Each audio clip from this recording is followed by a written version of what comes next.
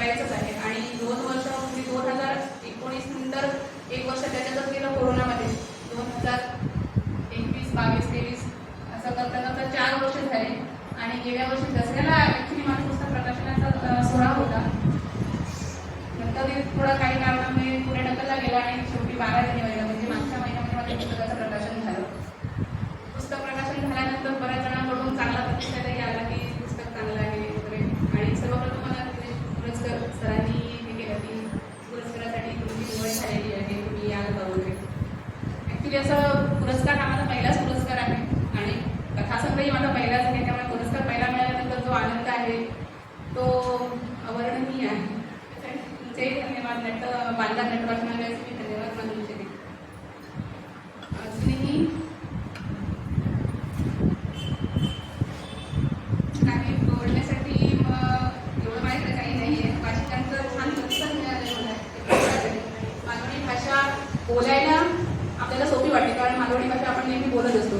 पण लिहिताना आणि लिहिल्यानंतर जे आपण वाचताना सुद्धा काही जणांच्या अशा मला हे आल्या कमेंट्स आल्यात की वाचताना आपली भाषा थोडी आपण त्याला कोकणात पडतो. बांधा हा भाग गोवा आणि महाराष्ट्राच्या बॉर्डरमध्ये पडल्यामुळे वाचकाला थोडे लिमिटेड राहिले. माझं पुस्तक प्रकाशन होतं तेव्हा माननीय श्री प्रभाकर फुले सर म्हणून आहेत, त्यांची 28 पुस्तके प्रकाशित झालेली आहेत आणि 29-30 2 पुस्तके मराठी आणि मालवणी लिहितात.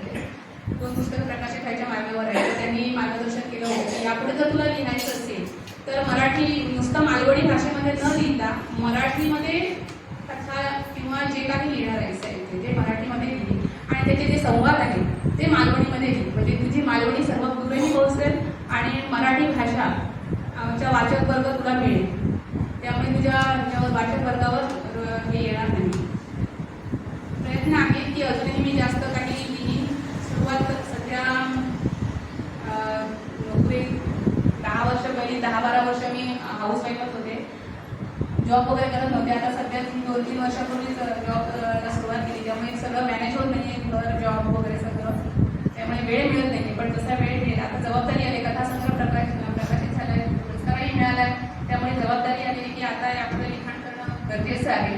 प्रयत्न आहे की यापुढेही मी काही लिहीन आणि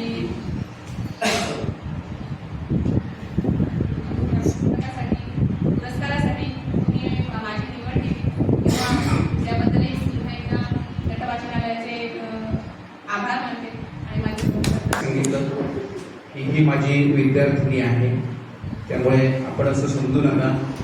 कारण शिक्षक जो असतो त्या तळागाळापर्यंत पोहोचलेला असतो आणि सरांनी सांगितलं की ही माझी विद्यार्थिनी आहे. तेव्हा पुन्हा एकदा बांधा नटवाचनालयाच्या वतीने आपलं हार्दिक हार्दिक अभिनंदन. आपण आता या बांधा नटवाचनालयाच्या वतीने श्री अंकुश रामचंद्र माजगावकर व परिवार बांधा पुरस्कृत हस्ताक्षर स्पर्धा आयोजित केलेली होती आणि या स्पर्धेचा बक्षीस वितरण समारंभ मान्यवरांच्या हस्ते या ठिकाणी होतोय. सर्वात प्रथम इयत्ता 2री ते 4थी दुसरी उत्तेजनार्थ आहे कुमार कैवल्य शिवप्रसाद विशाळ, दिव्यज्योती इंग्लिश स्कूल डेगवे. तृतीय क्रमांक कुमार समर्थ सागर पाटील, जिल्हा परिषद केंद्र शाळा बांधा नंबर 1.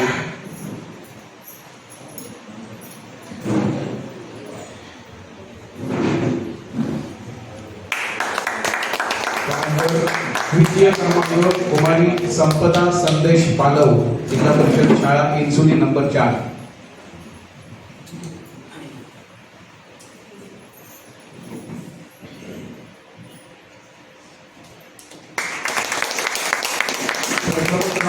कुमारी रश्मा रंजन कदम, जिल्हा परिषद केंद्र शाळा बांधा नंबर 1. ही स्पर्धा अंकुश माजगावकर काका यांनी पुरस्कृत केली होती. दुसरा गटाचा इयत्ता 5वी ते 7वी. उत्तेजनार्थ कुमार ऋषभ विनय गावडे, नूतन माध्यमिक विद्यालय इंसुली.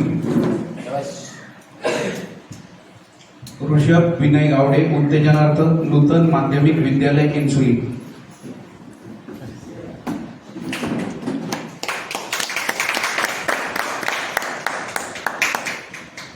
उत्तेजनार्थ द्वितीय कुमारी दिव्या नारायण मेस्त्री, जिल्हा परिषद शाळा इंचोली नंबर 4.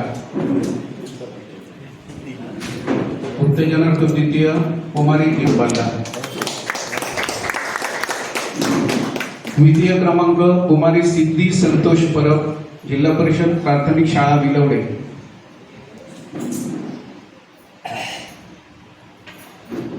आणि प्रथम क्रमांक कुमारी पूजा नवलदास मेस्त्री, जिल्हा परिषद प्राथमिक शाळा विलवडे.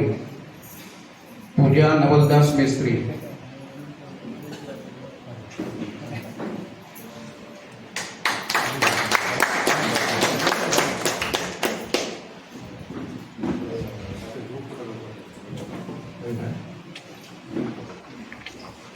या ठिकाणी सुरेश